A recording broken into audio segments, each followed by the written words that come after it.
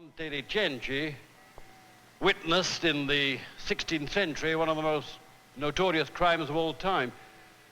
This is the back of the Palazzo di Cenci, the great Roman family, and it was here that the father, Francesco Cenci, fell in love hopelessly with his daughter Beatrice, attempted to commit incest with her, and then his son, her brother, Giacomo, joined with his sister in killing the father.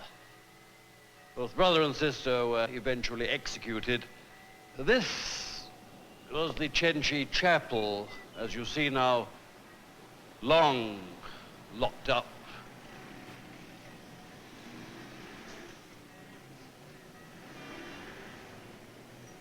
The story of the Cenci is known to us who read English best through the tragedy written by Percy Bysshe Shelley, who, like his wife Mary Shelley, was keen on a bit of blood and thunder and a bit of sensationalism.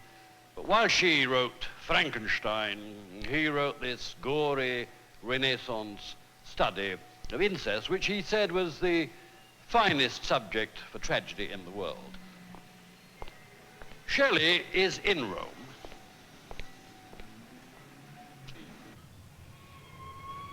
Go thou to Rome, at once the paradise, the grave, the city, and the wilderness. And where its wrecks like shattered mountains rise, and flowering weeds, and fragrant copses dress the bones of desolation's nakedness, pass, till the spirit of the spot shall lead thy footsteps to a slope of green access, where like an infant's smile over the dead, a light of laughing flowers along the grass is spread, and grey walls moulder round, on which dull... Shelley is telling us in this poem about the place where he now lies buried. The cemetery, sometimes called the Protestant cemetery, but which is intended for all infidels, at the very confines of the old Roman city. By infidel, of course, I mean anybody who was not lucky enough to die within the bosom of Mother Church. At that time, when Shelley wrote the poem in the 1820s, this was a very wild part of Rome. On the very confines, on the very outskirts, all fields, and the fields were full of marauders, vagabonds, thieves, and gypsy bands.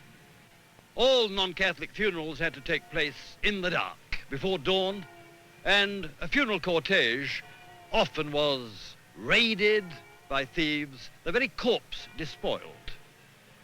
Shelley was drowned at sea